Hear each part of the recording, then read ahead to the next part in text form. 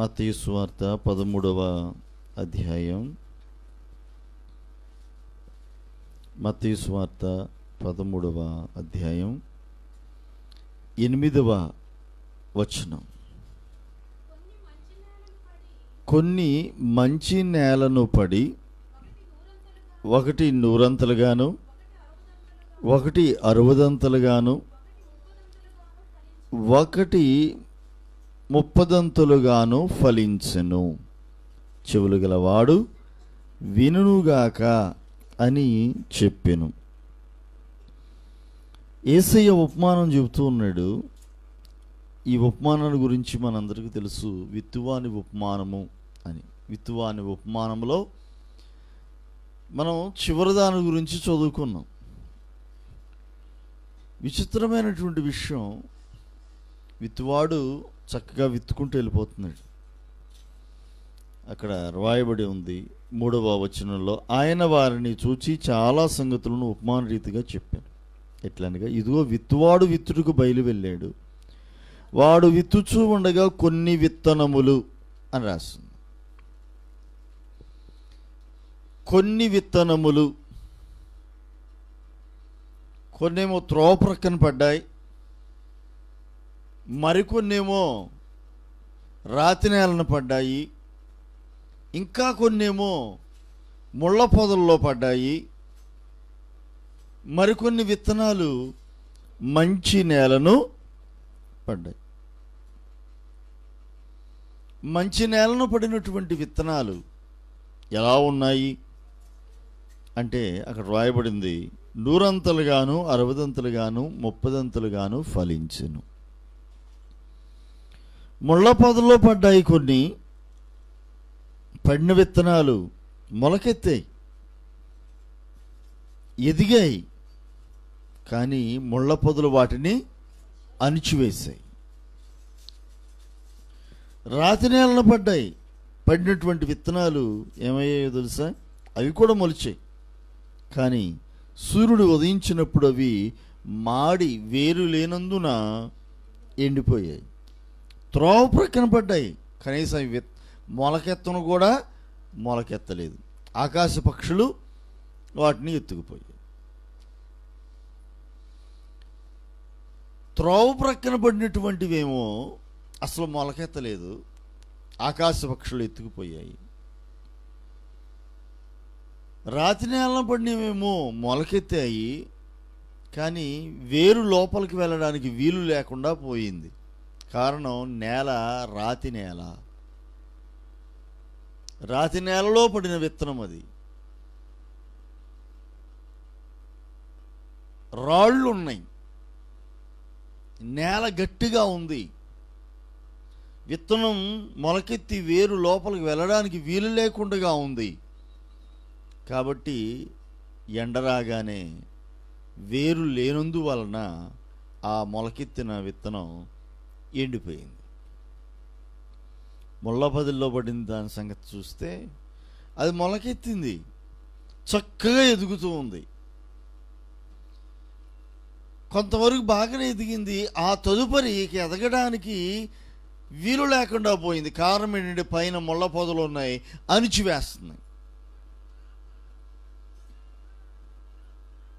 కాబట్టి ఎదగలేకపోయింది.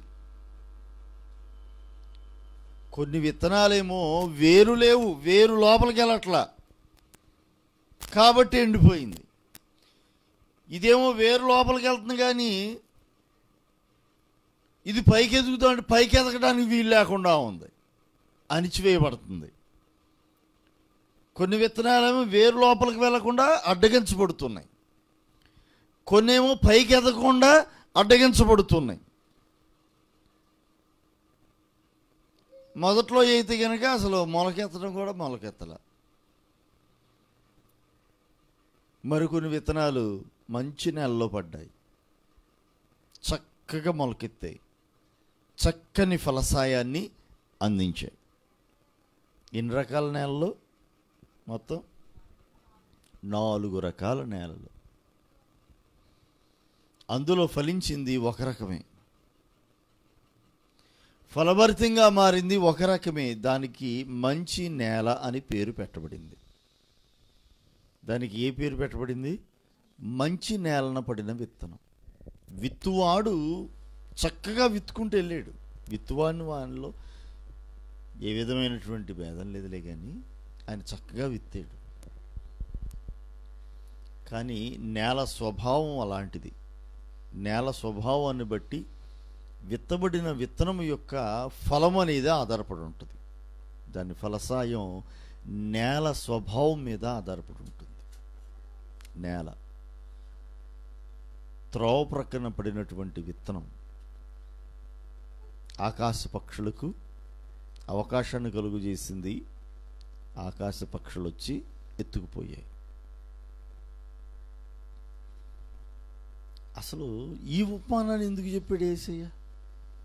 శిష్యులకు అర్థం కాల, మనకు అర్థమైపోయిందిలేండి. ఎందుకంటే చిన్నప్పటి నుంచి వింటున్నాం కదా దీన్ని. ఇది చదువుతుండగానే విత్తువాన ఉపమానమేగా, చిన్నప్పటి నుంచి వినేదేగా, మాకు తెలియదేముంది అని చెప్పి మనకు అనిపిస్తుంది. ఇక దీని గురించి పట్టించుకోమేక, విత్తువాన ఉపమానమేగా, ఇక ఎవరు చెప్పినా అదేగా, ఇక ఎవరు చెప్పినా అదేగా, ఇదేముందిలే, తెలిసిన వాక్యమే కదా. నీకు తెలియని వాక్యం ఏముంది? చాలా సీనియర్వి. మనకు తెలియని ఏముంది కదా, మనం చాలా సీనియర్లు. కొంతమంది అంటారు, నువ్వు నినగాహమాన పుట్టినోడు, మేము ఎప్పటి నుంచో ప్రార్థనకి వెళ్ళి ఎంత సీనియర్ అనుకున్నారు.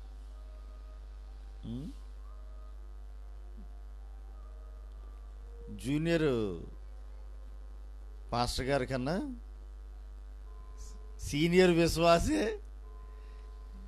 సహజంగా లోకల్లో అయితే కనుక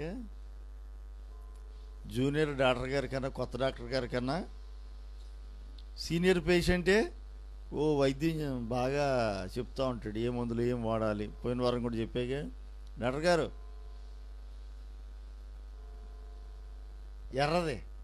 ఎర్ర మందులు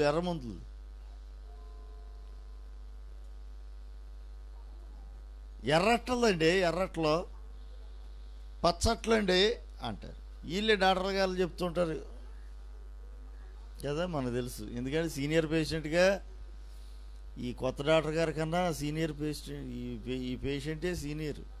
అది ఇక్కడ అక్కడ డాక్టరా పేషెంటే కాదు, సీనియరా జూనియర్ అనేది అక్కడ లెక్కలోకి వచ్చేస్తుంది. ఏది లెక్కలోకి వస్తుంది? సీనియరా జూనియరా అని. అదే డాక్టర్ గారు జూనియర్ అయ్యాడు, పేషెంట్ ఏమో సీనియర్ అయ్యాడు. అది సంగతి. కానీ డాక్టరే, పేషెంటే అన్న సంగతి గుర్తించలేకపోతున్నారు. సరే, ఏదేమైనప్పటికీ కూడా మనం కూడా అంతే. ఈ వాక్యం ఎప్పటి నుంచో వింటున్నాగా. సరే, ఏదేమైనప్పటికీ కూడా దేవుడు మనందరితో ఈ వాక్యపు వినికిడిలో మనతో మాట్లాడునుగాక. చూడండి, ఇక్కడ రాయబడినటువంటి లేఖనాల్లో ఈ శిష్యులకి ఈ మాటలు ఎందుకు చెప్పాడో అర్థం కాల. యేసయ్యేమో పరలోకపు సంగతులను ఉపమానాలుగా చెప్పుకుంటూ వస్తున్నాడు. ఉపమానాలుగా చెప్పుకుంటూ వస్తుంటే వీళ్ళకి అర్థం కావట్లా. మనకు అర్థమైపోయింది, నేను ముందే చెప్పాక మనకి ఈ పాటికి అర్థమైపోయింది, కానీ శిష్యులకి అర్థం కాల. ఎందుకంటే ఆ శిష్యులు మనకులాగా సీనియర్లు కాదు, వాళ్ళు అప్పుడే విన్నారు, ఫ్రెష్ అనమాట, అప్పుడే వింటున్నారు. కాబట్టి వాళ్ళకి కొత్తగా ఉంది. అప్పుడే వినేవారికి కొత్తగానే ఉంటుంది. మనం ఎప్పటి నుంచో వింటున్నాం కాబట్టి మనకి కొత్త ఏం కాదు, మనకు తెలిసిపోయింది. ఈ శిష్యులు ఆ రోజే ఆ మాటలు వింటున్నారు కాబట్టి వారికి ఏం అర్థం కాల. అసలు ఏంటి విత్తనం ఏంటి, అసలు ఈ మాటలు ఎందుకు చెప్తున్నాడు ఆయన, నేలలేంటి, విత్తనాలు ఏంటి, విత్తనం ఏమిటి, నూరంతలు ఏమిటండి బాబు ఈ బోధ. ఏమనంటే పరలోక రాజ్యం అంటున్నాడు ప్రభు. ప్రధాన్ని తీసుకెళ్ళి దేనికి ముడి పెడుతున్నాడు? పరలోక రాజ్యంతో ముడి పెడుతున్నాడు. ఏది చెప్పినా సరే పరలోక రాజ్యం దగ్గరికి తీసుకెళ్ళి అక్కడికి వెళ్ళి ఆగుతున్నాడు. ఏది ప్రారంభించినా సరే పరలోక రాజ్యం అని ప్రారంభిస్తున్నాడు. మారు మనసు పొందండి అంటున్నాడు. దేవుని రాజ్యం సమీపించింది అని చెప్తున్నాడు. ఏది చెప్పినా దేవుని రాజ్యం సమీపించింది, మారు మనసు పొందాలి.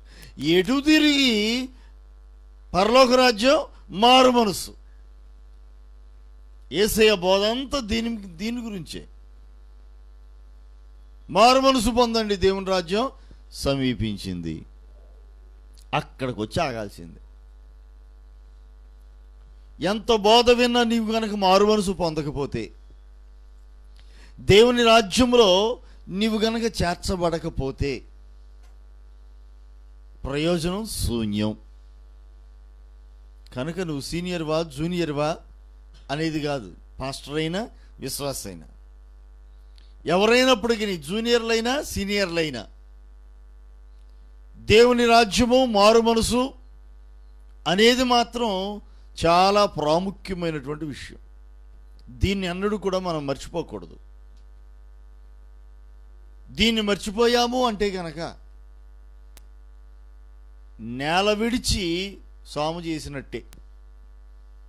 నేల విడిచి సాము చేయటమో సాగు చేయటమో, మరి ఇంతకీ ఏంటిది?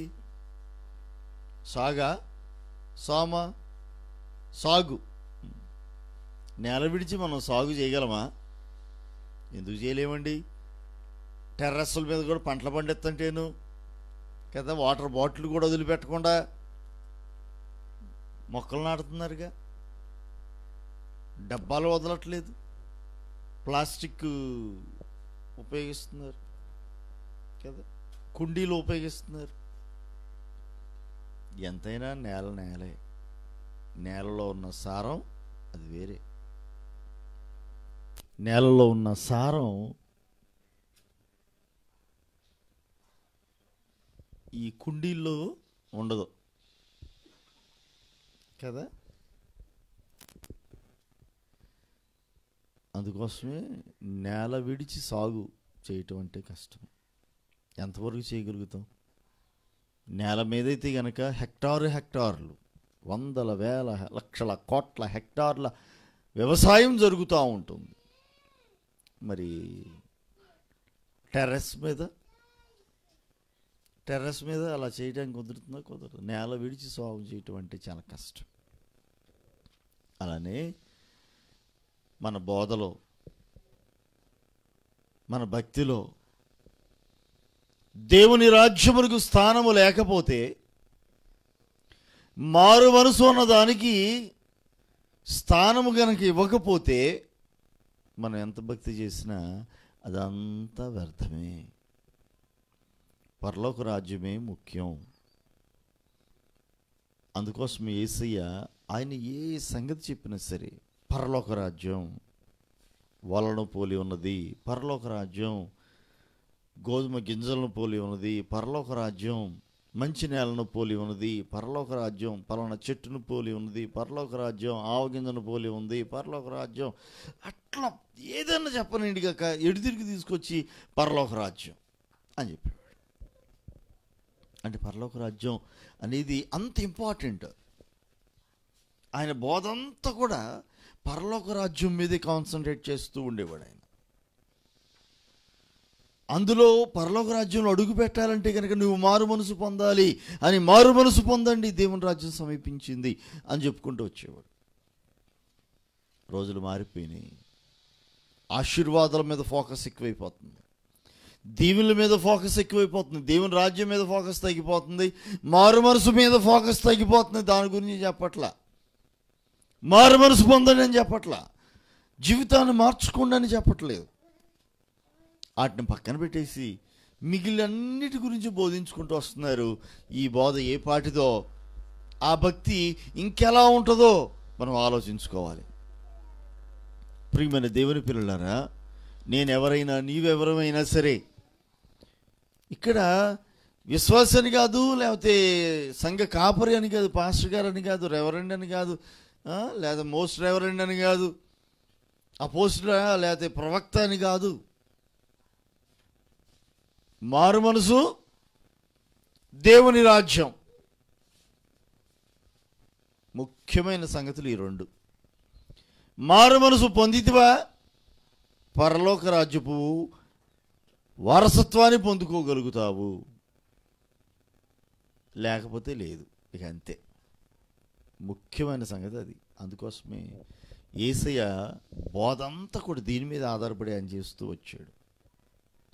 సరే, మొత్తానికి ఈరోజు ఈ మాటలు మనం వింటున్నాం. ఈ ఉపమానం చెబుతూ ఉండగా శిష్యులకి ఏం అర్థం కాల. శిష్యులకి అర్థం కాక 11వ వచనంలో 10 నుంచి తర్వాత శిష్యులు వచ్చి, నీవు ఉపమాన రీతికి ఎందుకు వారితో మాట్లాడుచున్నావని ఆయన అడగగా, ఆయన వారితో ఇట్లెను, పరలోక రాజ్యం మర్మములు ఎరుగుట మీకు అనుగ్రహింపబడి ఉన్నది కానీ వారికి అనుగ్రహింపబడలేదు. వీళ్ళు ఏమడుగుతున్నారు? నీవు ఉపమాన రీతిగా ఎందుకు వారితో మాట్లాడుతున్నావు? వాళ్ళతో ఉపమాన రీతిగా ఎందుకు మాట్లాడుతున్నావయ్యా? వీళ్ళకేదో అర్థమైనట్టు, పెద్ద వీళ్ళకేదో అంత తెలిసిపోయినట్టు వాళ్ళతో ఉపమాన రీతిగా మాట్లాడుతున్నావు ఏంటి? వాళ్ళలో వీళ్ళు కూడా ఉన్నారుగా, ఆ విన్నవారిలో. వీళ్ళకి అంతా తెలిసిపోయినట్టు అనమాట. ఎంతన్నా మరి యేసయ్య వెంపటి వెళ్తున్నారుగా, అతిశయం ఉంటుంది కదా, అట్టి అతిశయం. ఆ అతిశయం కొద్దేమో వాళ్ళతో నువ్వు ఉపమాన రీతిగా మాట్లాడుతున్నావు ఏంటయ్యా? ఏంటి సంగతి? పరలోక రాజ్యం మర్మములు ఎరుగుట మీకు అనుగ్రహింపబడి ఉంది కానీ వారికి అనుగ్రహింపబడలేదు. కలిగిన వారికి ఇవ్వబడును, వానికి సమృద్ధి కలుగును. లేని వారికి కలిగినది వాని యొద్ద నుండి తీసివేయబడును.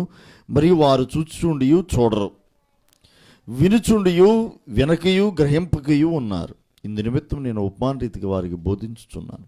ఈ ప్రజలు కనులారా చూచి, చెవులారా విని, హృదయముతో గ్రహించి, మనసు త్రిప్పుకొని నా వలన స్వస్థత పొందకుండునట్లుగా వారి హృదయము క్రొవ్వినది, వారి చెవులు వినుటకు మందములైనవి, వారు తమ కన్నులు మూసుకుని ఉన్నారు గనుక మీరు వినుట మట్టుకు విందురు గాని గ్రహింపనే గ్రహింపరు, చూచుట మట్టుకు చూతురు గాని అంత మాత్రమును తెలుసుకొనరని యెషయా చెప్పిన ప్రవచనం వీరి విషయమే నెరవేరుచున్నది.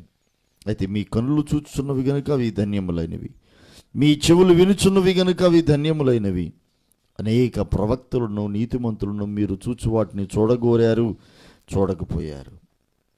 మీరు విని వాటిని వినగోరారు, కానీ వినలేకపోయారు అని యేసయ్య చెబుతూ విత్తువాని ఈ ఉపమానాన్ని గురించి భావాన్ని చెబుతున్నాను వినండి అన్నాడు. ఎవడైనా దేవుని రాజ్యమును గురించిన వాక్యము వినియు గ్రహింపక ఉండగా, వింటారా? వినియు గ్రహింపక ఉండగా, మీరు విన్నదాన్ని గ్రహించకపోతే, మీరు ఏమి వింటున్నారో దానిని గ్రహించకపోతే, ఏమైతే వింటున్నారో దానిని స్వీకరించకపోతే, గ్రహించడం అంటే ఏంటి? స్వీకరించుట.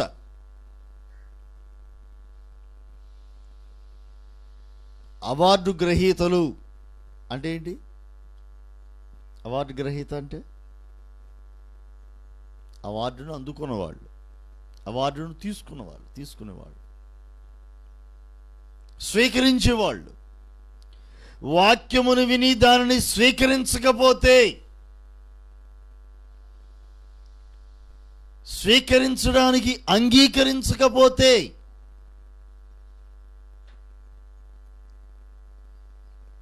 మొదటి కోపకు చెందకు వచ్చేస్తారు.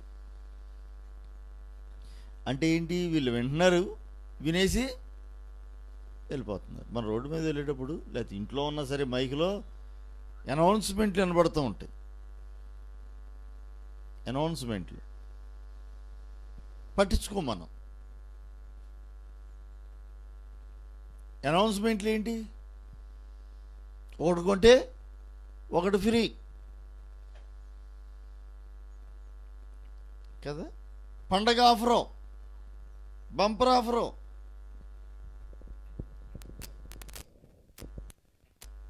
పళ్ళ గురించి, రుచికరమైన పళ్ళు, తీయని పళ్ళు, ఎర్రెర్రని తెల్లని కదా, ఇట్లా ఆటోల్లో వస్తుంటాయి కదా, ఫ్రెష్.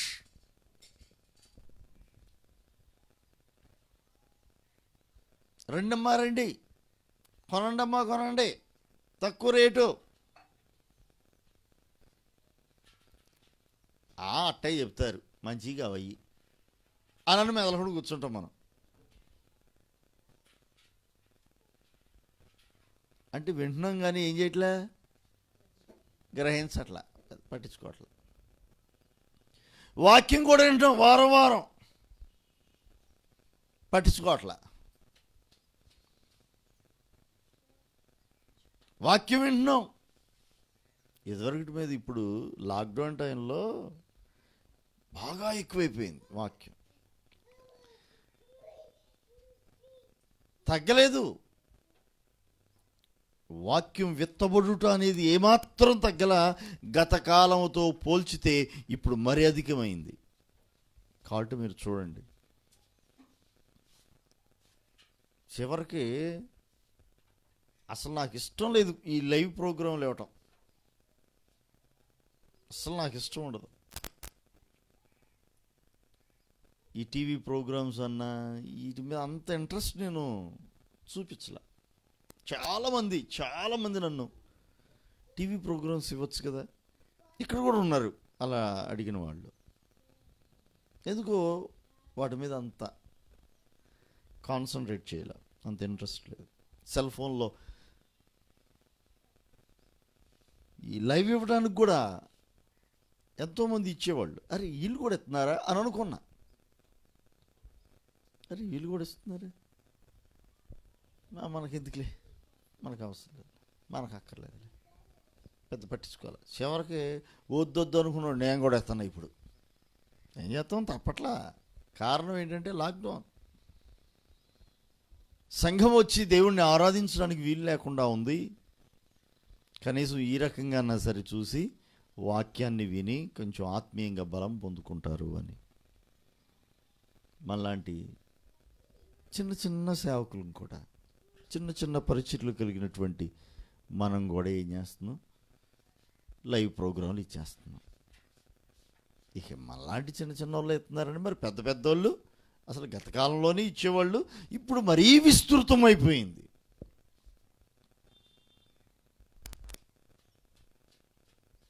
అసలు ఇప్పుడు అసలు ఈ ఫేస్బుక్లు, యూట్యూబ్లు ఎక్కడన్నా మీరు చూడండి ఎన్ని వాక్యాలు.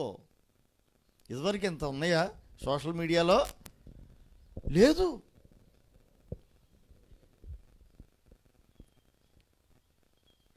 సోషల్ మీడియాలో ఇన్ని గ్రూప్స్ ఉన్నాయా? వాట్సాప్లో గ్రూపు, ఫేస్బుక్లో గ్రూపు, ఏమండి మరి యూట్యూబ్లో కూడా గ్రూపులు ఏమైనా ఉన్నాయో లేవో నాకైతే తెలియదు, కానీ ఏమైనా ఉన్నాయ్యా? దాంట్లో ఏమి లేవు. ఇంకా దానిలో కూడా పెడతారు రేపో మాపో. ఇన్నిట్లో పెట్టిన వాళ్ళు దానిలో పెట్టడానికి విచిత్రం ఏముంది? దానికి కూడా గ్రూపులు వచ్చేస్తాయి రేపో మాపో. టెక్నాలజీ కదండి. అసలు ఈ ఫేస్బుక్ ఏంటంటే మనకు తెలుసా ఎట్లా ఉంటుంది దాని సంగతి? వాట్సాప్ ఇట్లా ఉంటుంది, దానికి గ్రూప్ ఉంటుంది అనేది ఏమైనా సంగతి తెలుసా? దానికి తయారు చేస్తారు ఏదో సాఫ్ట్వేర్, ఏదో యాప్ తయారు చేస్తారు, దానికి కూడా రేపో మాపో గ్రూపులు పెట్టేస్తారు. ఒకవేళ ఉన్నాయేమో మనకు తెలియకపోవచ్చు, అంత టెక్నాలజీకి ఇంకా మన బుర్రలో ఎదగలేదేమో, అంత టెక్నాలజీకి మనం ఇంకా ఎదగలేదేమో, ఆల్రెడీ ఉండుండొచ్చు.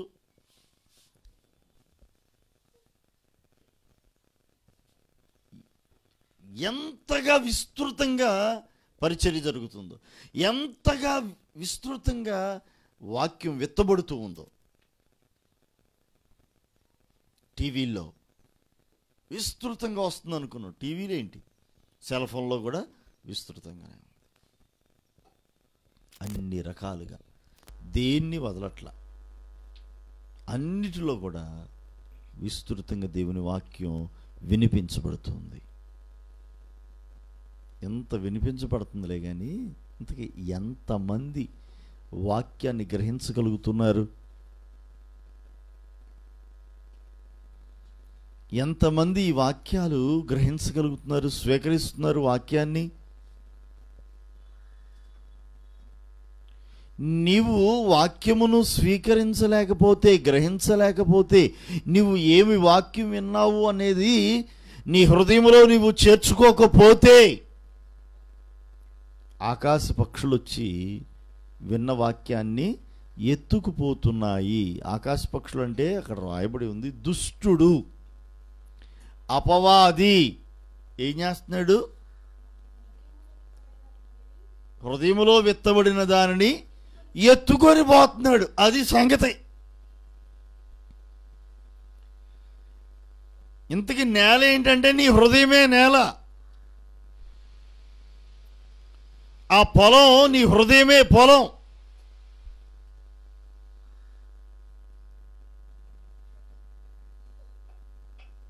నీ హృదయం అనే పొలములో విత్తబడుతున్నటువంటి విత్తనాన్ని అపవాది ఎత్తుకుపోతున్నాడు అన్న సంగతి నీవు గ్రహించాలి, తెలుసుకోవాలి. ఈ విషయం వాక్యం విని వదిలేస్తున్నావు అంటే అపవాది ఏం చేస్తున్నాడు? ఎత్తుకుపోతున్నాడు అన్న సంగతి అన్న తెలుసుకో. ఇదన్నా తెలియాల.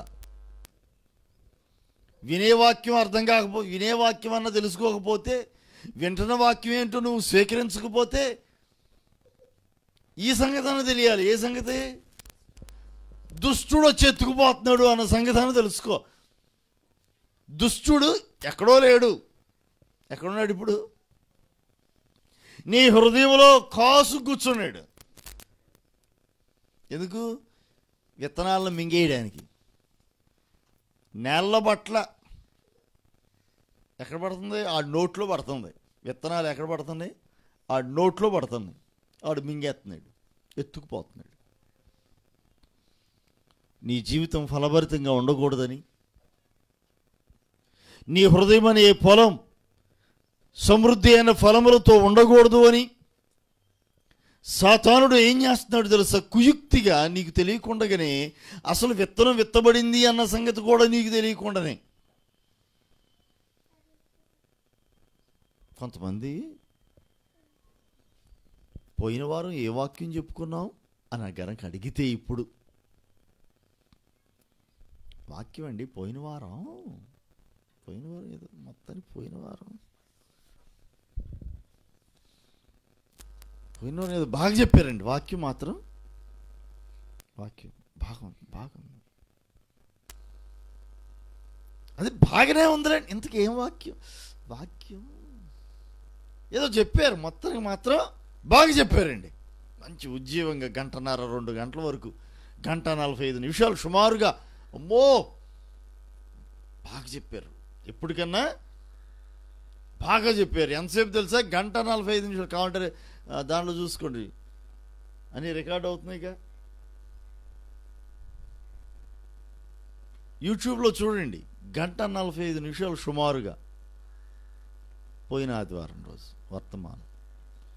జనరల్గా అయితే కనుక 1:14, 1:15, 1:15 వరకు జనరల్గా ప్రతి ఆదివారం ఉంటుంది. పోయిన ఆదివారం 1:45. బాగా చెప్పారండి. 1:45 బాగా చెప్పారు. ఇంతకు ఏం వాక్యమమ్మా? అదే గుర్తు రావట్లేదు. ఏం రావట్లే? అదే గుర్తు రావట్లా. 1:45 అన్న దాంట్లో ఒక మొక్కన గుర్తులేదా?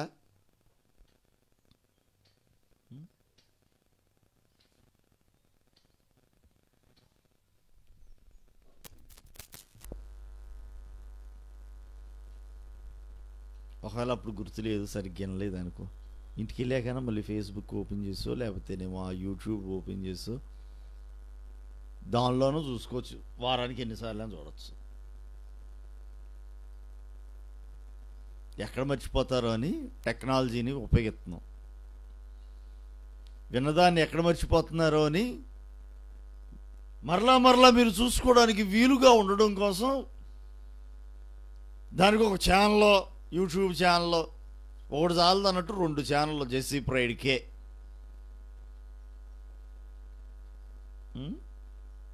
చిన్నపిల్లలకు సంబంధించింది ఏమైనా కార్యక్రమాలు ఉంటే దానిలోకి వెళ్తున్నాయి. జెస్సీ ప్రైడ్కి దాన్ని కూడా సబ్స్క్రైబ్ చేయండి, దాన్ని కూడా ఫాలో అవ్వండి.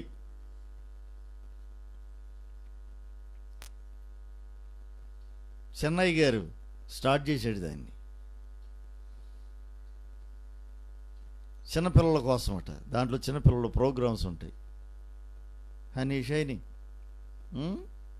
చేశారా? చేసే ఉంటారులే, అన్నయ్య చేసాడుగా, మీరు లైన్లోనే ఉంటారు, అందరు కలిసి చేసి ఉంటారేమో మరి.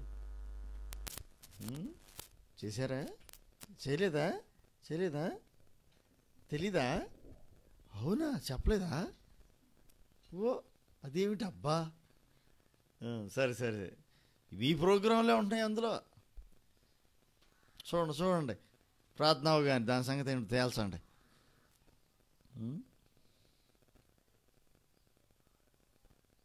ఏం చిన్నపిల్లలకు వద్దా? మీ పెద్దోళ్ళు ఏనా?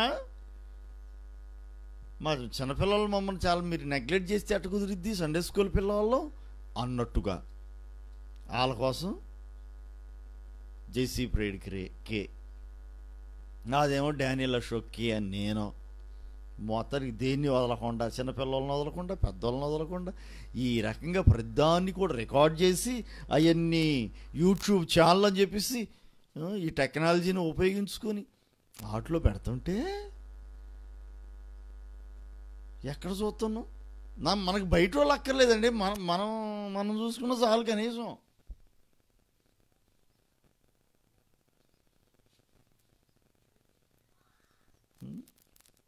విచిత్రమైన సంగతి. అదర్స్ ఎక్కువ చూస్తున్నారు. దేవునికి స్తోత్రం. చూసిన వారిని బట్టి వందనాలు, చూసిన వారిని బట్టి దేవునికి మహిమ. వాళ్ళన్నా సంపూర్ణంగా విని, వారైనా సంపూర్ణంగా వాటిని గ్రహించి అనుసరిస్తే చాలు, సంతోషమే. ఈ వర్తమానముల ద్వారా ఒక్కరైనా రక్షణ పొంది దేవుని రాజ్యంలోకి చేర్చబడ్డారా? ఈ ప్రయాస వ్యర్థము కానట్లే. అది మా బాధ. ఒక్కరైనను అనర్కాగ్ని గుండములో నుంచి తప్పించబడతారు. కనీసం ఒక్కరైనా అన్న ఆశ. అందుకోసం ఈ ప్రయాస. ఆ ఒక్కనిగా నీవే ఎందుకు ఉండకూడదు? గ్రహించు. లేకపోతే దుష్టుడు పొంచి ఉన్నాడు నీ హృదయంలో. దుష్టుడికి అవకాశం ఇవ్వకు. వాడెక్కడో లేడు, నీ ప్రక్కనే ఉన్నాడు. నీవు గనక అజాగ్రత్తగా ఉన్నావా? వాక్యం వింటున్న సమయంలో అజాగ్రత్తగా ఉన్నావా? విత్తబడిన విత్తనాన్ని వెంటనే ఏం చేస్తాడు? ఎత్తుకుపోతాడు.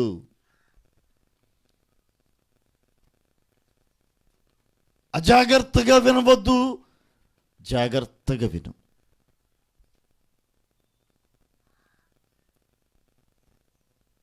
జాగ్రత్తగా వినండి, మనసు పెట్టి వినండి. వాక్యం మీద మీ మనసును కేంద్రీకరించండి. వింటున్న వాక్యాన్ని స్వీకరించండి, గ్రహించండి. మనం భోజనం చేస్తున్నాం, తీసుకున్న ఆహారాన్ని మనం గ్రహించలేకపోతే ప్రయోజనం ఏముంటుంది? తీసుకున్న ఆహారం గ్రహించడం ఏంటండి? విచిత్రంగా ఉందంటారా? అబ్బే, అన్నం తిన్నంత మాత్రాన బలం వచ్చిద్ది అనుకుంటే పొరపాటు. తిన్నన్నం అరగాలిగా, అంతే కదా? తిన్నన్నం అరగాలిగా, అరిగినన్నం శక్తిగా మారాలిగా, అనువనువుల్లోకి అది ప్రవహించాలిగా ఆ శక్తి. అప్పుడే కదా మనకు ఆరోగ్యం. కొంతమంది కడుపు ఉబ్బరంగా ఉందండి, రాత్రి తిన్నది ఇంకా అరగలేదండి. రాత్రి తిన్నదంట ఇంకా అరగలేదట. నిన్న పొద్దున తిన్నదండి ఇంకా అరగలేదండి.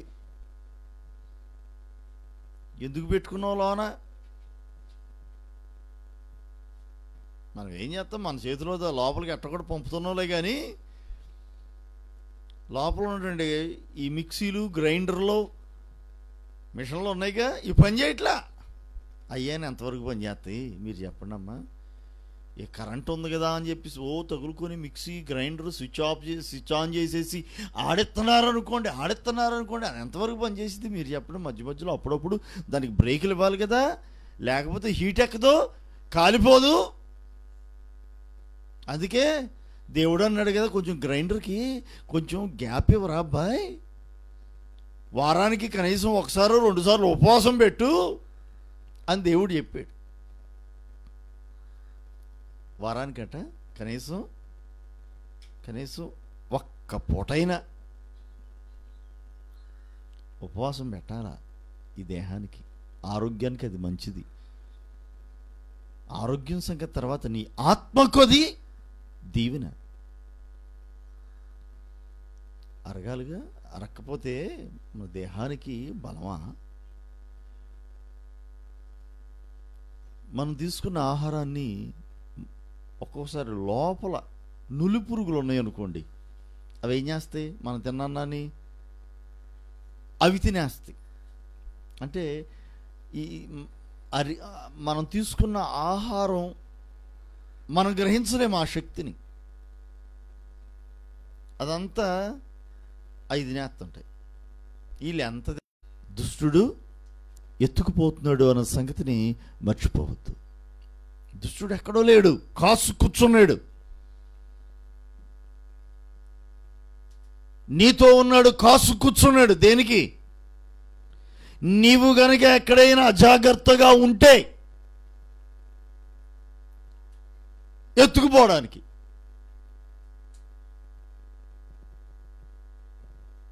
మనం అజాగ్రత్తగా ఉన్నంత మాత్రాన దుష్టుడేం అజాగ్రత్తగా ఉండడు.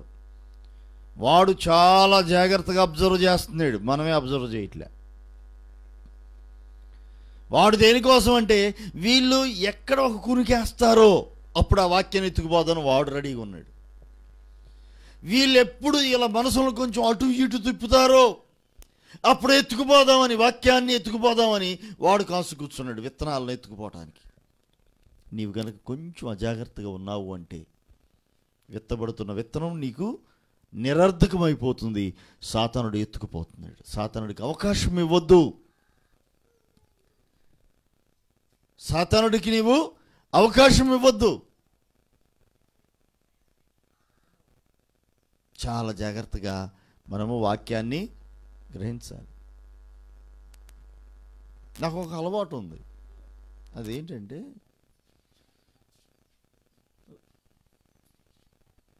ఏదన్నా మీటింగ్ లేకపోతే ఏదైనా వెళ్ళానుకోండి, వెళ్ళి కూర్చున్నానంటే మళ్ళీ బయటికి వెళ్ళడానికి ఇష్టపడినాం. లోపలికి వచ్చామంటే వచ్చేది టయానికి రావాలని వచ్చేసి అలా కూర్చుంటుంటాం. మళ్ళీ బయటికి వెళ్ళడానికి అంత ఇష్టపడినా. వాక్యం అప్పుడు మరి జాగ్రత్తగా మనం వినాలి. అటు ఇటు తిరగటాలు, అటు ఇటు చూడటాలు, ఇట్లాంటి కార్యక్రమాలు మనం పెట్టుకోకూడదు. ఆదమర్చుంటే ఒక్కొక్కసారి నిద్ర వచ్చేసిద్ది. మనం అనుకుంటాం యాదృచ్ఛికంగా ఏదో నిద్ర వచ్చింది అనుకుంటాం. మనం ఏదో అలసిపోయాం కాబట్టి వచ్చింది అనుకుంటాం నిద్ర. లేదు లేదు, యాదృచ్ఛికం కాదు. నీలో ఆసక్తి లేదు. ఆసక్తి లేదు కనుక నీకు నిద్ర వచ్చింది అంతే. నీకు నిద్ర వచ్చింది కాబట్టి సాతానుడు ఏం చేస్తాడు?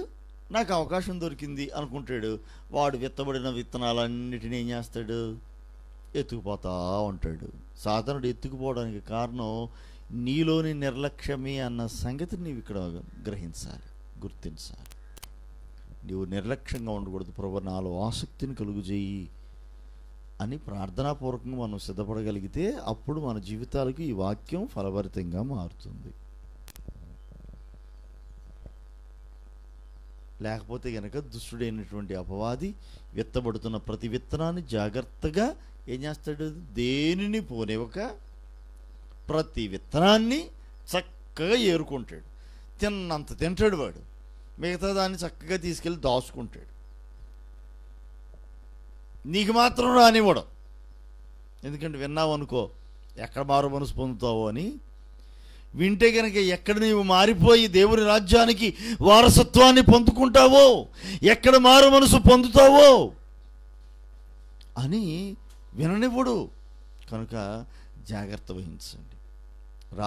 రాతి నేలన పడిన విత్తనంగా ఉండొద్దు. 2 మరికొన్ని విత్తనాలు.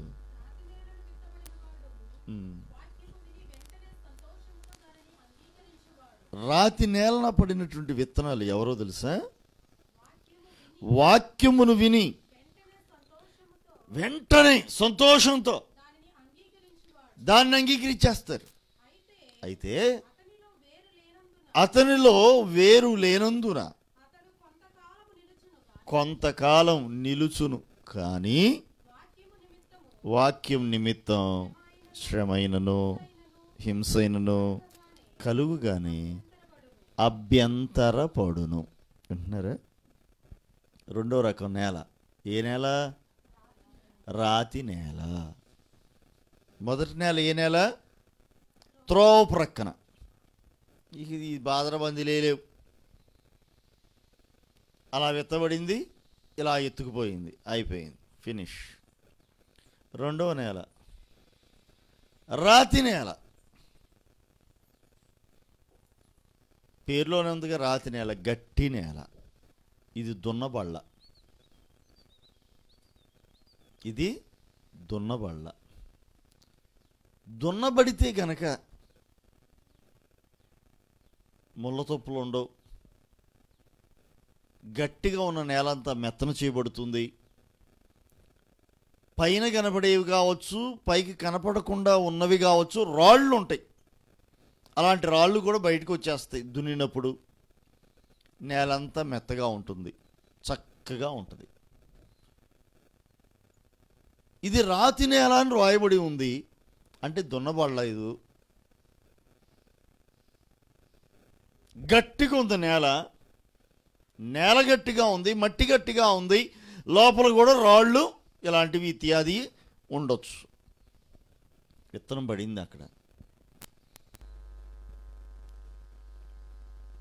మొత్తానికి మొలకెత్తింది ఏదో ఒక వర్షానికి. మొలకెత్తింది విత్తనం. అలా మొలకెత్తి అలా ఎదుగుతూ ఉంది. ఎదుగుతూ ఉండగా ఎండొచ్చింది. ఎండ తీవ్రత పెరుగుతుంది. వర్షం పడినటువంటి ఆ చెమ్మకు నేల మెత్తన చేయబడినా వస్తున్నటువంటి ఎండకు నేల ఏమైపోయింది? చెమ్మంతా ఆవిరైపోయింది. నేల మరలా గట్టిపడింది. నేల మరలా గట్టిపడిపోయింది. విత్తబడిన విత్తనం సంగతి ఏమిటి మరి? ఇప్పుడు మొలకెత్తింది, ఎండ పెరిగింది, నేల గట్టిపడిపోయి ఉంది. వేరు లోపలికి వెళ్ళట్లా, మీదికి తన్ని ఎదగాలనుంది. వేరు లోనికి వెళ్ళట్లేదు. ఎండ తీవ్రత పెరిగింది. వేరు లేనందున, విశ్వాసము లేనందున, భక్తిలో లోతుకి వెళ్ళనందున, ప్రార్థనలో లోతైన అనుభవం లేనందువలన, దేవునితో లోతైనటువంటి సహవాసం, బలమైనటువంటి సహవాసం దేవునితో లేనందువలన, వాక్యమే వానిలో లేనందువలన, ఎండ రాగానే, హింస రాగానే, అభ్యంతరములు రాగానే, కష్టాలు రాగానే, శ్రమలు రాగానే వేరు లేదుగా. విశ్వాసం లేదుగా.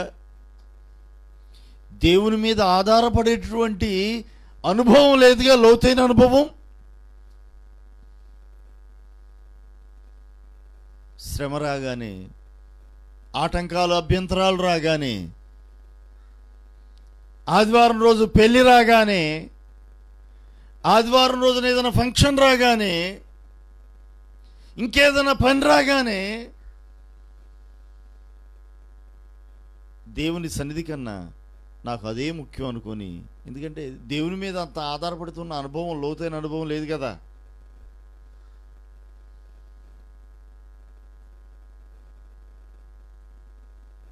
శ్రమైనా, హింసైనా, ఇంకేదైనా ఎదురైనప్పుడు నిలువలేక ఎండిపోవటం జరుగుతుంది. భక్తి ఏమైపోయింది? వాక్యం విన్నప్పుడు మాత్రం ఆహా, ఓహో అని అనుకోవటమే. నేను ఇక నుంచి ఇలా ఉండాలి, ఇక నుంచి నేను ఎట్టుంటా, ఇక నుంచి అట్టుంటా, ఇక రేపటి నుంచి నా జీవితం మారిపోతుంది అని అనుకుంటాం. తీర్మానాలు ఉంటాయి గట్టిగా. తీర్మానాల మీద నిలవబడగలిగే వారు ఎందరో నిలబడాలి. అది భక్తి. ఆహా ఓహో అంటే కుదరదు. అప్పటికప్పుడు ఎమోషనల్తో తీర్మానాలు తీసుకుంటారు. ఎమోషనల్గా మీలో ఎంతమంది రేపు బాప్తిసం తీసుకుంటారు చేతులు ఎత్తండి అనగా చేతులు ఎత్తేయటం. పాండి ఇక వెళ్దాం.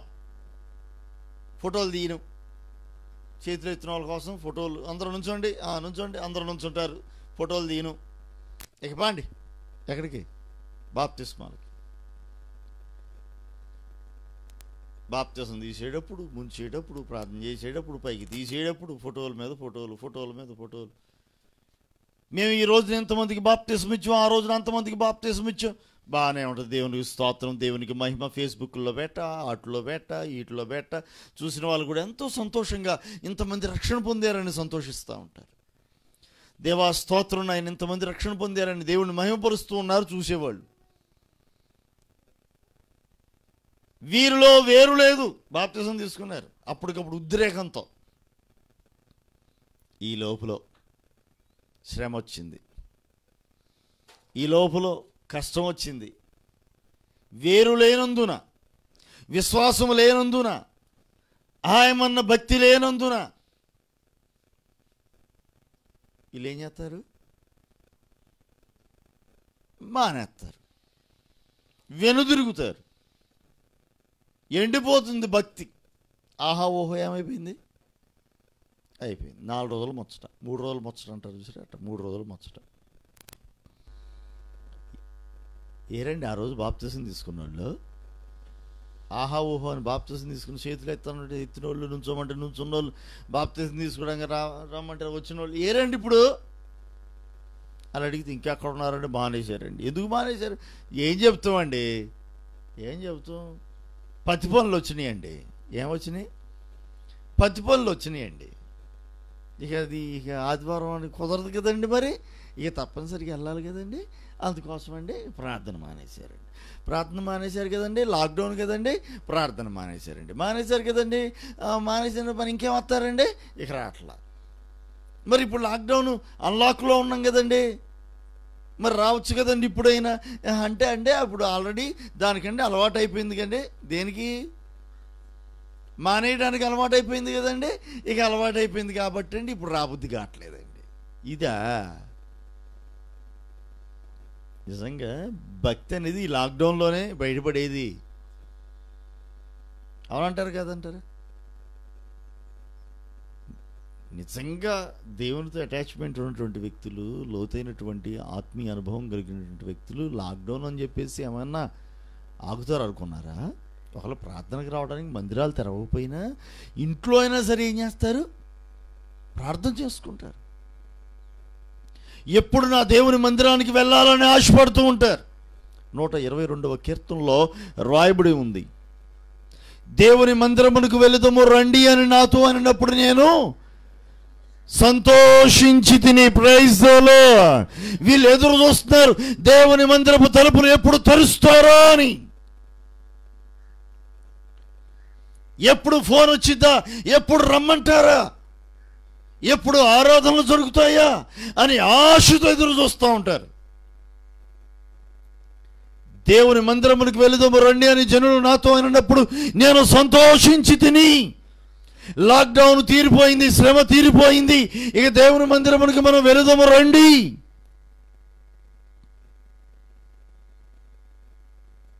యథావిధిగా ఆరాధనలు జరుగుతున్నాయి, ఇక రండి.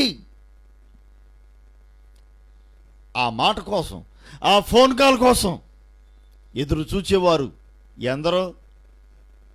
కొంతమంది ఏమో మానేసి ఇక దీనికి అలవాటైపోయి ఇక పూర్తిగా లోకంలో కలిసిపోయి లోకస్తులతో మిళితమైపోతున్నారు.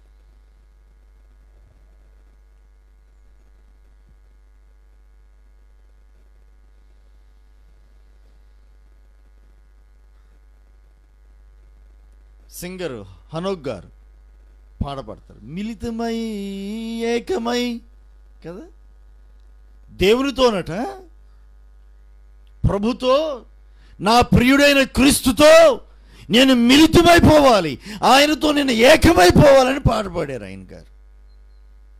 సింగర్, పాస్టర్ గారు క్లాస్మేట్ ఆయన. దేవుడు బలంగా వాడుకుంటున్నారు. ఆయనకి సంఘము ఉంది, సంఘ పరిచర్యలో వాడబడుతున్నారు. గాన పరిచర్యలో ప్రభువు కొరకు మహిమార్థమై ఎన్నో పాటలు రాసి పాడుతున్నారు. నవోదయాల్లో పాస్టర్ గారితో కలిసి చదువుకున్నారట. వాళ్ళిద్దరు సింగర్స్ అక్కడ. ఫస్ట్ పాస్టర్ గారు ఫస్ట్ ప్లేస్, సెకండ్ ప్లేస్ ఆయన గారట. పెళ్ళైన తర్వాత నువ్వు సింగర్గా వదిలే, వాక్యం ప్రకటించడానికి వెళ్ళాలి కాబట్టి సింగర్కి ఎందుకులే వద్దులే అన్న. లేకపోతే అంతకుముందు పెళ్లి కాకముందు అనేక చోట్లకి గాస్పల్ సింగర్ కింద పిలిచేవాళ్ళు, వెళ్తూ ఉండేవాళ్ళు అనేక ప్రాంతాలకు. పెళ్ళైన తర్వాత నేనే సింగర్గా వద్దు, అవసరమైతే కనుక పిలిస్తే వాక్య పరిచయం కోసం వెళ్ళొచ్చులే అన్న. మొత్తానికి దేవునికి స్తోత్రం, ఏదో ఒక పరిచయంలో దేవుడు వాడుకుంటున్నాడు. దేవునికి మహిమ కలుగును గాక. ఆయన రాశారు, సిరివెల్ల హనోక్ గారు, మిళితమై ఏకమై అని.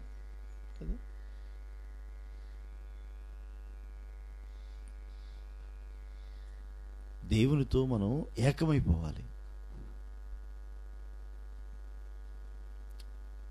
కానీ విచిత్రం, లోకంతో ఏకమైపోయారు, లోకంతో మిళితమైపోతున్నారు. లోకం వీళ్ళలోకి వచ్చిందో వీళ్ళు లోకంలోకి వెళ్ళారు. మొత్తానికి మాత్రం మిళితమైపోయారు, ఏకమైపోయారు. ఎట్టగలిచారు, కలిసిపోయారు. చేయగలిగింది ఏమీ లేదు. ఇక పరిస్థితి మాత్రం అలాగుంది. నేటి దినాల్లో మన భక్తి ఎలా ఉంది? రాతిని అలన పడినటువంటి విత్తనంగా ఉన్నామా? రాతిని అలన పడినటువంటి విత్తనం వేరు లేనందు వలన, అక్కడ రాయిపోయాడు, ఏమి లేనందువల్ల వేరు లేదు, లోతైనటువంటి వేరు లేదు అక్కడ. నీ వేరు లోతుకు వెళ్ళాలి, నీ భక్తి, నీ విశ్వాసం లోతుకు వెళ్ళాలి. నీ విశ్వాసం లోతైన అనుభవాల్లోనికి వెళ్ళవలసి ఉంది. నేటి దినాల్లో ఎలా ఉంది నీ భక్తి అన్నది కూడా ఒకసారి స్వపరిశీలన చేసుకోవాల్సి ఉంది. నీ భక్తి ఎలా ఉంది? ప్రియమైనటువంటి దేవుని పిల్లలారా, రాతి నేలను పడిన విత్తనమా నీవు? ప్రశ్నించుకో. నీ హృదయం దున్నబడాలి, మెత్తను చేయబడాలి. ప్రభు కొరకు నీ హృదయం సిద్ధపరచబడాలి. విరిగి నలిగిన హృదయాన్ని కలిగి ఉండాలి. అది ప్రభు కోరుకుంటున్నారు. విరిగి నలిగిన హృదయం లేనందువల్ల, నేల మెత్తని చేయబడినందువల్ల, వేరు లోతుగా వెళ్ళకుండా ఉన్నందువలన మొలకెత్తినటువంటి విత్తనం ఏమైపోయింది? శ్రమ రాగానే ఎండిపోయింది, కష్టం రాగానే మళ్ళీ వెనుదిరిగిపోయింది. నీవు అలా ఉండొద్దు. ప్రభు కొరకు నిలవబడు, నీ జీవితం ఫలభరితంగా మారుతుంది. ఎండిపోయే అనుభవాల్లోనికి వెళ్ళవద్దు. శ్రమ రాగానే మానవేసేటట్లు, కష్టాలు రాగానే ఏం కలిసి వచ్చిందండి, ఏం కలిసి వచ్చిందంటారు? ఏం కలిసి రావాలి నీకు? ఏం కలిసి రావాలి? నిత్య జీవాన్ని ప్రభు ఇస్తున్నాడు. ఇంతకు మించి ఎవరివ్వగలరు? ఇది ఎవరివ్వగలరు చెప్పండి? సాతానుడు ఈ లోకం ఏమైనా తెచ్చిస్తారు. దేవుడు ఇస్తాడు, లోకం కూడా, లోకపు మనుషులు కూడా ఇస్తూ ఉంటారు. సాతానుడు ఇస్తాడు. అధికారం కావాలా, డబ్బు కావాలా, ఇంకోటి కావాలా, దేవుడు ఇస్తాడు, సాతానుడు ఇస్తాడు, మనుషులు కూడా ఇస్తాడు. కానీ నిత్య జీవాన్ని ఎవరు ఇవ్వగలరు? నేనైతే ఇవ్వలేను, నేను చేతులు ఎత్తేస్తున్నాను. మీరేమైనా ఇవ్వగలరా? నిత్య జీవాన్ని మీరు ఇవ్వగలరా? మీరు ఇవ్వలేరు, నేను ఇవ్వలేను. అది మన చేతుల్లోది కాదు. సాతానుడు ఏమైనా ఇవ్వగలడా? వాడి వల్ల కాదు. నిత్య జీవాన్ని ఇవ్వాలి అంటే, పరలోక రాజ్యపు ప్రవేశాన్ని కలుగు చేయాలంటే అది కేవలం ప్రభువైన క్రీస్తు యేసు ద్వారానే తప్ప వేరొక దారి లేదు. కనుక ఏం కలిసి వస్తుందంటే, ప్రభువుని నమ్ముకోవటం వల్ల ఈ లోకంలో ఎవరు నీకు ఇవ్వలేని దేవుని రాజ్యం కలిసి వస్తుంది, నిత్య జీవం కలిసి వస్తుంది, పరలోకం నీకు ప్రభు ఇస్తారు. వీటితో పాటు మిగిలిన కూడా ప్రభు ఇస్తాడు నీకు. ఆయన నీతిని రాజ్యమును మొదట వెతుకుడి, అప్పుడు అవన్నీ మీకు అనుగ్రహింపబడును. ప్రభు చెప్పారు కదా, మనకేం కావాలో వాటిని అన్నిటిని ఆయన అనుగ్రహిస్తారు. అది అందుకోసం జాగ్రత్తగా వాక్యమును విని గ్రహించండి,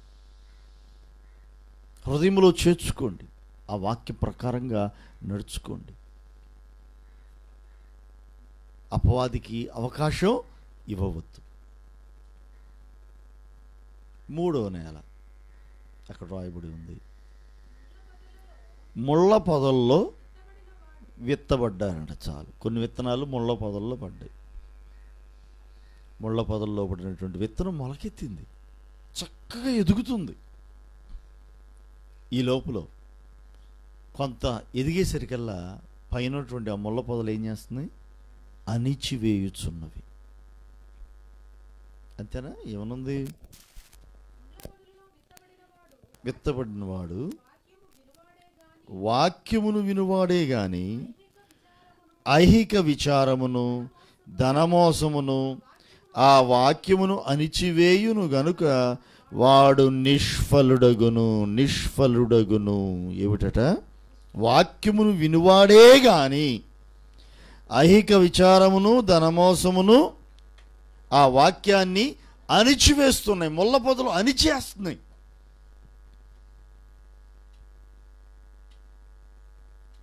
తీసేయాలి కదా, ముళ్ళ పొదలు ఉండకుండా. ఏం కాదులే, ఉంచండిలే. ఏమండి, పొలంలో విత్తనం విత్తాలి అనుకున్నప్పుడు, పొలమును పండించాలనుకున్నటువంటి వ్యవసాయదారుడు ముళ్ళ పొదలను ఉంచుతాడా? యేసురత్నం, నువ్వు వ్యవసాయం చేస్తావుగా, పొలంలో ముళ్ళ పొదలు ఉన్నెత్తారా? ఏం చేస్తారు? తీసేయాలి. అవి ఉండకూడదు. అవి కనుక ఉన్నాయి అంటే విత్తబడిన విత్తనం వ్యర్థమైపోతుంది. అది ఎదుగుతుందిలే కానీ కొంతవరకు అది ఎదిగేది. ఆ తర్వాత ఇక ఎదగలేదు. ఎందుకు ఎదగదు? పైన కొన్ని ఉన్నాయి. ఏంటి? ఐహిక విచారములు, ధన మోసములు, ఇవన్నీ ఏం చేస్తున్నాయి? అణిచేస్తున్నాయి, ఎదగనివ్వట్లా నిన్ను. ఈ లోకానికి సంబంధించినటువంటి ఐహిక విచారములు, ఏమి తిందుమా, ఎంతవరకు ఇదే. దైవికమైనటువంటి ఆలోచన ఏముండదు,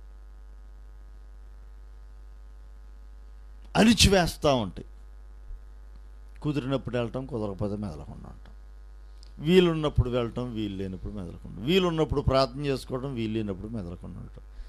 వీలెందుకు లేదు? 24 గంటలు దేవుడు ఇస్తే నీకు వీలు కుదరలేదా? టైం లేదండి. అవునా? మరి విచిత్రంగా చెప్తారు. ఏం కుదరలేదంట? టైం లేదండి. కుదరట్లేదండి, అసలు ప్రార్థన చేసుకోవడానికి అసలు టైమే లేదండి. అబ్బా, ఎంత తీరిక లేకుండా పనుల్లో ఉంటున్నారు. 24 గంటలు. చెప్పండి, ఏం చేస్తున్నారు? దేవుడు రోజుకి 24 గంటలు ఇచ్చాడు మనకి పని కొరకు. పొద్దున్నే ఎన్ని గంటలు లేస్తాం సహజంగా? 5:30, 6. ఇప్పుడు 6 అయిందిలేండి, సరే 6 వేద్దాం. 6 గంటలకు లేస్తాం.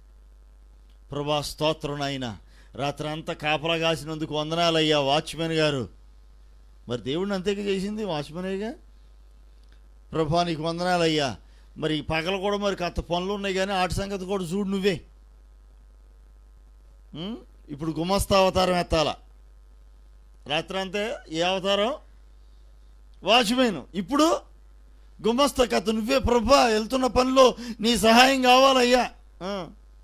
ఇప్పుడు గుమస్తా అవతారం ఎత్తాలి దేవుడు నీకు.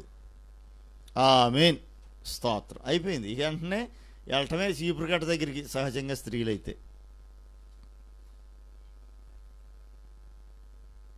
మగవాళ్ళు అయితే బ్రష్ దగ్గరికి వెళ్ళను. గబగబా ఆ వంట పనులు లేదా ఆ పనులు ఈ పనులు ఇవన్నీ చేసేసుకొని, సహజంగా ఇంటి దగ్గర ఎక్కువగా పనిచేసేటువంటి స్త్రీలు అనుకోండి, సపోజ్ ఒక స్త్రీ గురించి మాట్లాడాల్సి వస్తే, మీ పనులన్నీ ఎన్ని గంటలకు అయిపోతాయి? హడావుడికి తొందరగా చేసేసుకుంటే అమ్మ శ్రవంతి, ఉదాహరణకి 8:30, 9 వేసుకుందాం. 6ంటికి లెగిసిన నీ పిల్లలు 6ంటికి 5:30కి లేపుతున్నారుగా, 5:30 కల్లా. సరే 10ంటికల్లా అయిపోయినాయి అనుకుందాం. 9 అన్నది 10కి వెళ్దాం. నెక్స్ట్ తర్వాత ఏం చేస్తారు? ఖాళీ. మళ్ళీ పని భోజనం చేస్తాం. ఎంతసేపు చేస్తారు భోజనం? 5 గంటలకు ఇస్తే 6, 7, 8, 9, 10, 5 గంటలు వచ్చింది ఇప్పటికి. భోజనం చేస్తే భోజనం పనేగా, మరి దానికి సమయం కేటాయించాలి కదా. ఎంత సమయం భోజనానికి? పొద్దున పూటది రాత్రి పూటది కలిపి 1 గంట వేసుకోవచ్చా? అమ్మో పావని, మో అన్నది ఒకసారి నోరు తీసి 1 అరగంట వేసుకోవచ్చా భోజనం చేయడానికి? ఆ మాట ఈ మాట మాట్లాడుకుంటూ మనం కదా, ఆ మాట ఈ మాట మాట్లాడుకుంటూ ఒక అరగంట. ఇది కాకుండా అది కానీ ఇవని అయ్యో తింటా ఉంటాం. మొత్తం మీద 1 గంట వేసేయండి తినడానికి. చిరుతిండ్లు కానీ అవి కానీ ఇవి కానీ అన్నిటికీ కలిపి 1 గంట. 6 గంటలకు వెళ్ళింది. 24 గంటలు, 6 గంటలు. ఆ తర్వాత మళ్ళీ సాయంకాలం పనులు ఉంటాయిగా. 4 గంటలకు ప్రారంభించిన ఎన్ని గంటలకు అయిపోతాయమ్మా సగటున? 4, 5ంటికి మళ్ళీ వాకిలు స్టార్ట్ చేయాలిగా ఓడవాళ్ళగా. అది అయిపోయిన వెంటనే అంట్లు తోమాలిగా. అయిపోయిన వెంటనే వాళ్ళు అన్నం కూరలు వండాలిగా. మళ్ళీ మొదటికి వచ్చిందిగా. 6 గంటలు మళ్ళీ ఇక్కడ నుంచి 4, 5ంటికి స్టార్ట్ చేస్తే ఎన్నింటికల్లా అయిపోతాయి? 6, 6:30 కల్లా అయిపోతుంది. 7 వేసుకోండి, ఏం పోయిందిలే, మన చేతిలో పనేగా. 4 నుంచి 5, 6, 7, 3 గంటలు అంటే 9 గంటలు అయింది. ఈ మధ్యలో బట్టలు ఉతికే కార్యక్రమం ఉంటుందిగా. అది అయిపోయిందా? పొద్దున అయిపోయిందిగా. పొద్దున అయిపోయింది అది. పొద్దునే ఉతికేసాం.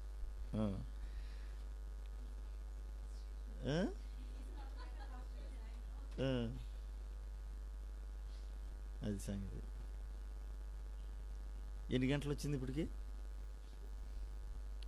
9 గంటలు వచ్చింది. ఇక నెక్స్ట్ భోజనం, అది కూడా అయిపోయింది. దాన్ని కూడా మోకమ్మడికి కట్టేసాం. ఇక నెక్స్ట్ ఏంటి? నిద్రకు ఉపక్రమించుట.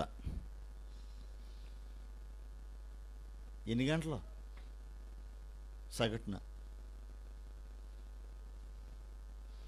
ఒక 6, 7 గంటలు పడుకుంటారా నిద్ర? ఒక 7 గంటలు, 9, 7, 16 గంటలు. 24 గంటలు 16 గంటలు పోతే ఇంకా 8 గంటలు ఉంది. అమ్మో, టైం మేనేజ్మెంట్ తెలియాలి మనకి. సమయాన్ని ఎలా సద్వినియోగం చేసుకోవాలనే సంగతి మనకు తెలియాలి. అసలు టైం మేనేజ్మెంట్ అంటారు. ఇది చాలా ఇంపార్టెంట్ మనిషి జీవితంలో. Time management. సమయం మన చేతుల్లో ఉందండి, మనం మేనేజ్ చేసుకోగలగాలి. ఎన్ని గంటలు మిగిలింది? ఉం? 8 గంటలు ఉంది. సగటున స్త్రీ గురించి మనం మాట్లాడుకుందాం. సరే పక్కన పెట్టండి, పురుషుడి దగ్గరికి వద్దాం. సరే స్త్రీలు అంటే పని చేయాలి కాబట్టి తెల్లారుజామున 5ంటికి వేసాం. ఇక మాకు పని ఏముంది, పొద్దున్నే లేచి మొహం గడగటాలే కదా. మొహం గడిగి టిఫిన్ చేసి వీటన్నిటికీ స్నానాలు చేసి రెడీ అవ్వడానికి 1 గంట వేసుకుంటే,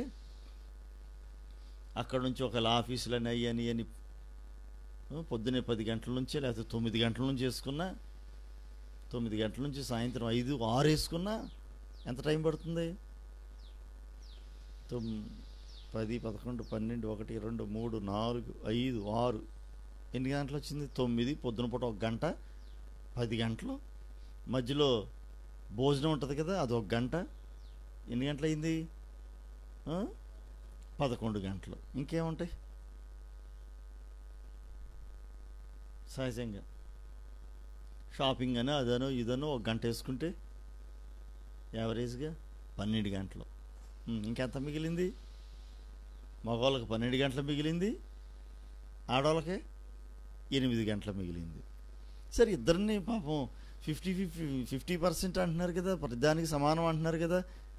కాబట్టి అందరం కలిపి 8 గంటల్లోకి వేద్దాం, 12 గంటలకు కాకపోయినా వీళ్ళని కూడా తీసుకెళ్ళి దానిలోకి వేసేద్దాం. 8 గంటలు అందరికి మిగులుతుంది. ఈ 8 గంటలు ఏది నిద్రకు కలుపుకుంటే ఈ 8 గంటలు ఏం చేస్తున్నాం? మధ్యాహ్నం పూట కూడా 2 గంటలు నిద్రకేయండి, రెస్ట్. ఇంకా 6 గంటలు ఉంది. ఏం చేస్తున్నావు ఈ 6 గంటలు? ఏమైపోయింది? 6 గంటలు ఎడిపోయింది?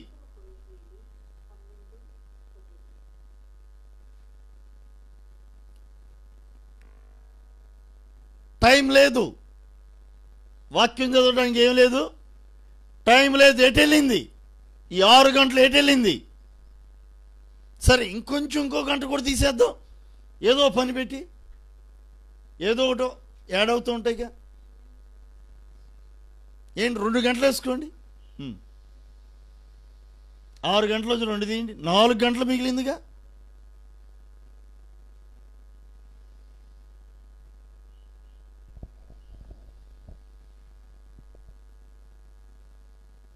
ఏమైపోతుంది? సాతానుడు ఎత్తుకుపోతున్నాడు. మనమేమో టైం లేదనుకుంటున్నాం, చాలా టైం ఉంటుంది. మనం కనుక వినియోగించుకోవాలి. కానీ 24 గంటల్లో చాలా సమయం మనకు మిగులుతుంది. మనమే సాకులు చెప్తున్నాం, ఏం లేదని. టైంలో ఎక్కడుందండి, టైం ఎక్కడ కుదురుతుందండి, ఎక్కడ కుదురుతుంది? ఐహిక విచారాలు అణిచివేస్తున్నాయి. అణిచేస్తుంది ఇవే. మనలోని ఆసక్తి లేకపోవటం అణిచివేస్తుంది. ఎదగాలను ఉన్నా కొంతవరకు ఎదిగినా ఇవన్నీ ఉన్నాయి చూసారా, ఇవన్నీ ఏం చేస్తున్నాయి? అణిచివేస్తుంది. వీటిని నీవు చీల్చుకొని పైకి రాగలవా? ఈ ముళ్ళ పొదలను చీల్చుకొని పైకి రాగలగాలి. ఈ ముళ్ళ పొదలను తొలగించుకొని నువ్వు బయటికి రాగలగాలి. అప్పుడు నీ జీవితం ఫలభరితంగా మారుతుంది. ఈ ముళ్ళ పొదలన్నింటినీ తొలగించి నువ్వు గనక బయటికి రాగలిగితే నీ జీవితం ఫలభరితంగా మారుతుంది. 4వ రకం మంచి నేల. ఈ మంచి నేలలో ముళ్ళ పొదలు లేవు, ఈ రాళ్ళు లేవు, ఇవేమి లేవు, అన్నీ తొలగించేస్తుంది. విత్తబడిన ప్రతి విత్తనం కూడా చక్కగా మొలకెత్తింది. ఒక విత్తనమేమో 100 ఫలించింది, మరొక విత్తనమేమో 60 ఫలించింది, మరొక విత్తనం 30 ఫలించింది. మొత్తానికి ఫలించే ప్రక్రియలో ఉన్నాయి, ఫలభరితంగా ఉన్నాయి, ఫలభరితమైన జీవితాన్ని కలిగి ఉన్నాయి.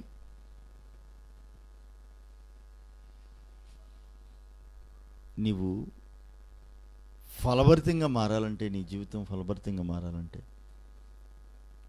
మంచి నేలన పడిన విత్తనంగా. నువ్వు వింటున్నటువంటి వాక్యం మంచి నేల. నీ హృదయం మంచి నేలగా ఉండాలి. మంచి నేలగా అంటే మెత్తన చేయబడినది. ఇవన్నీ ఐహిక విచారాలు, ధనమవసరాలు, ఈ లోక సంబంధమైనటువంటి వాటిని, దేవునికి అయిష్టమైన కార్యాలన్నింటినీ తీసిపారేయాలి.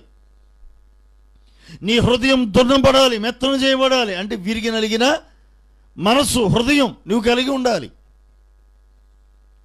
వాక్యమును ఆసక్తిగా వినాలి, విశ్వాసములో ఎదగాలి, వాక్యమందు ఎదగాలి, ప్రార్థనలో ఎదగాలి. బాహ్యంగా కనబడేటువంటి నీ జీవితం ఫలభరితంగా మారాలంటే నీ ప్రార్థనా గదిలో నీ అనుభవం లోతుగా ఉండాలి. వాక్యం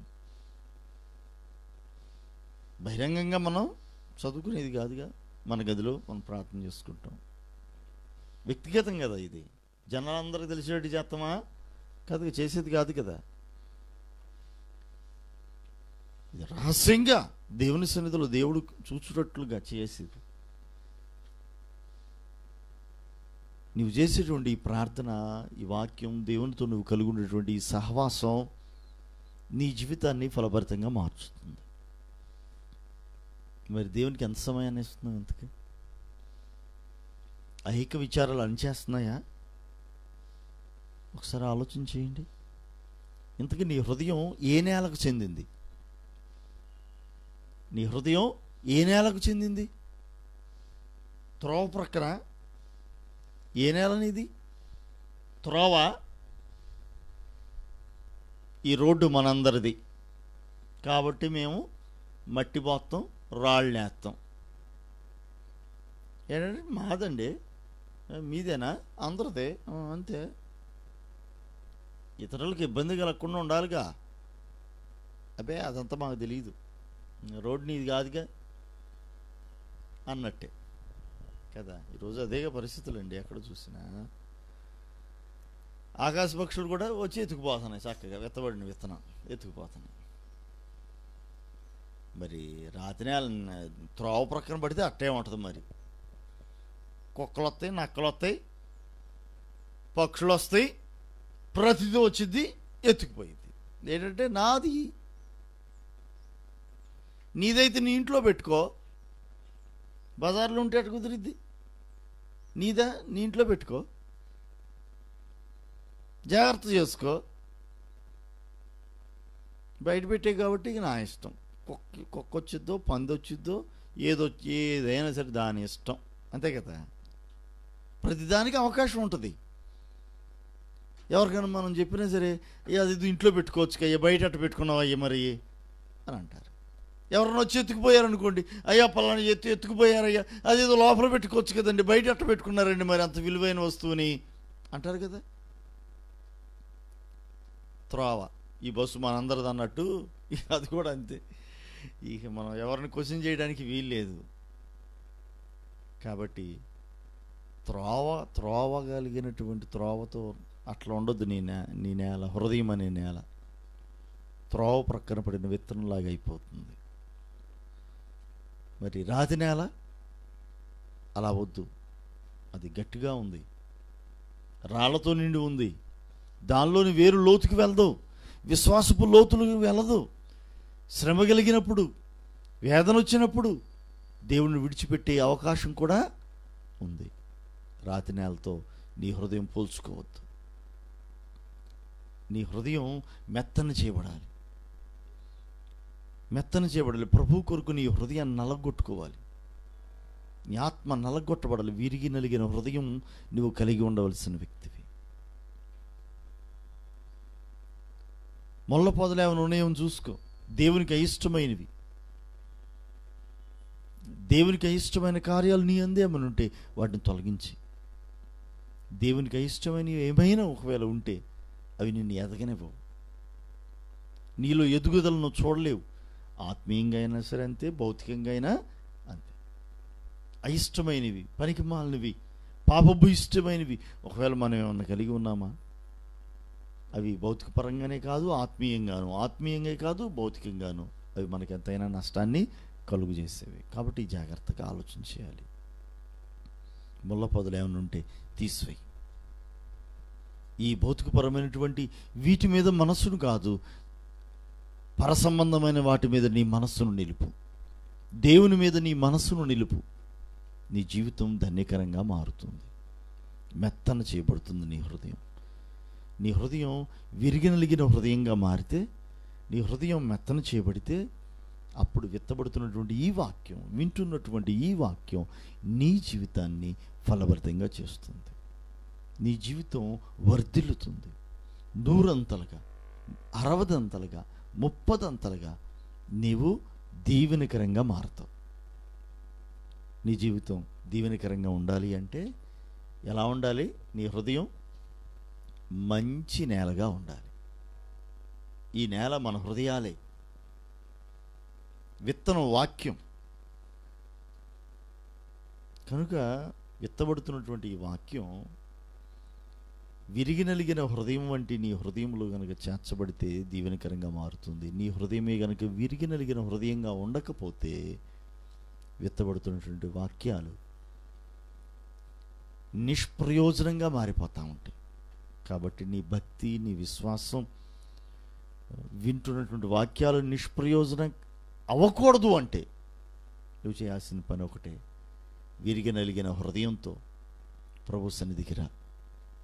ఆయన కోరుకున్న బలి యాగం అది. విరిగినలిగిన హృదయాన్ని ఆయన అంగీకరిస్తున్నాడు, ఇష్టపడుతున్నాడు. ఆయన కోరుకునే బలి అది. కనుక నేటి దినాల్లో విరిగినలిగిన హృదయమును కలిగిన వారమై ఉందాం. ప్రభునికి ఇష్టలుగా జీవిద్దాం. మన జీవితాలు ఫలభరితంగా మార్చుకుందాం. ప్రభు అట్టి కృపను మీ అందరికీ దయచేయను కాక. అందరూ కూడా మోకరించండి, ప్రార్థన చేసుకుందాం. పరిశుద్ధురామ యేసయ్య, మీ ఘనమైన నామానికి కృతజ్ఞతలు, స్తోత్రాలయ్యా. విత్తబడినటువంటి వాక్యం జీవితాలకు దీవెనకరంగా చేయండి. ప్రతి ఒక్కరి యొక్క హృదయం మెత్తన చేయబడాలి. విరిగి నలిగిన హృదయంగా మీరు చేయండి. నీకు ఇష్టమైన బలియాగం అన్నారు. అది విరిగి నలిగిన హృదయాన్ని మీరు కోరుకుంటున్నారు. తండ్రి, మీ కృప అనుగ్రహించి ప్రతి హృదయాన్ని తండ్రి మంచి నేలగా మీరు చేయండి. వాక్యమును విని విడిచిపెట్టే వారికి ఏ ఒక్కరు ఉండకూడదు. జీవితాలు ఫలభరితంగా చేయండి అయ్యా.